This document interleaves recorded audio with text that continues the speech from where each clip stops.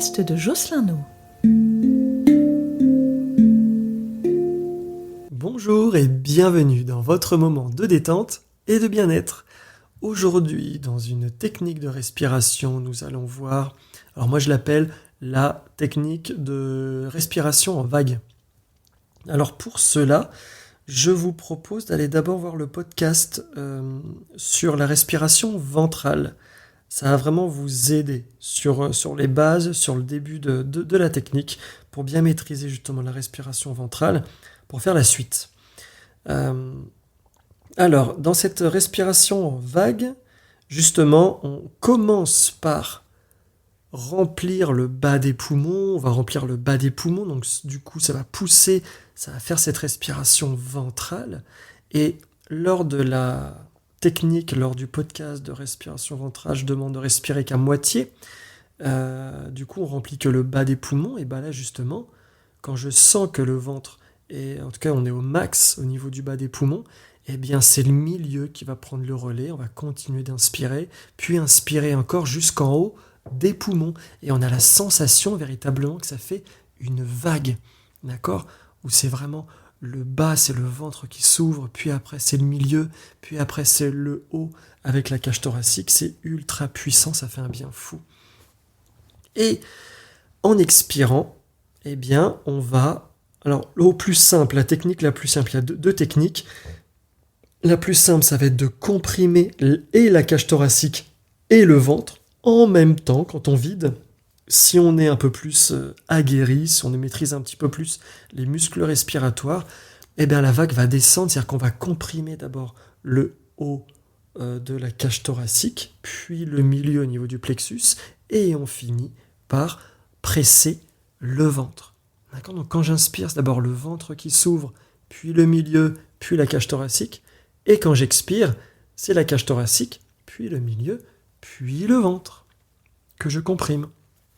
D'accord ? Donc quelque chose d'assez souple. C'est cet exercice-là, donc on l'appelle aussi souvent la respiration complète. On a la chance, là, depuis quelques années, d'avoir 2-3 champions du monde d'apnée français. Et de plus en plus, on les voit sur les réseaux, dans des interviews, etc., quand on leur demande des techniques qu'ils peuvent faire. Eh bien, justement, c'est cette technique-là qu'ils utilisent pour essayer de faire rentrer de l'air, pour gonfler en fait un maximum d'alvéoles pulmonaires, d'avoir un maximum d'air dans les poumons, pour pouvoir utiliser cet oxygène, justement, lors de l'apnée. Donc, on va pouvoir expérimenter, d'accord ? Là, va pas y avoir beaucoup de techniques d'explication. L'explication, je vous l'ai dit, on va le faire ensemble, et puis après, je vais me taire et je vais vous laisser faire. Donc, toujours commencer la respiration par vider. Et je fais rentrer l'air vers le bas, je gonfle le ventre s'ouvre. Et quand je sens que c'est au max, hop, c'est le milieu, et c'est après la cage thoracique qui prend le relais. J'ouvre vers l'avant, sur les côtés, vers le haut. Quand je suis au max, je comprime ma cage thoracique, je presse mes épaules, je presse mes pectoraux, puis c'est le milieu, et après j'arrive au niveau du ventre qui s'aplatit, qui se creuse même. Quand j'ai plus d'air, j'ouvre le ventre. Voilà, ça s'ouvre. Le milieu, le haut, après ça dépend de votre rythme. Allez à votre rythme jusqu'aux clavicules et vous comprimez en haut la cage thoracique, les pectoraux, puis le milieu, et vous pressez le ventre, voire même le périnée. Puis je relâche le périnée et j'ouvre le ventre. Voilà, sentez cette mobilité. Cette vague qui monte, ça s'ouvre au maximum. Allez au bout du bout du bout.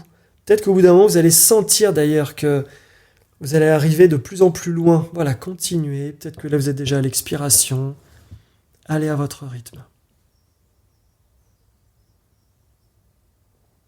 Continuez, allez à votre rythme. Je ne vous guide plus. Là, c'est à vous d'y aller. Dans cet exercice, voilà, comme je vous dis, essayez de pousser vos limites. Poussez les limites pour vider jusqu'à ce qu'il n'y ait presque plus d'air dans vos poumons. Et poussez vos limites comme si vous êtes... Surprenez-vous en fait, essayez de vous surprendre et de dire « Ah ouais, mais je pensais pas que j'arrivais à aller aussi loin. » Ou dans la vie de tous les jours, même si vous prenez une grande inspiration, vous n'allez pas aussi loin que ça.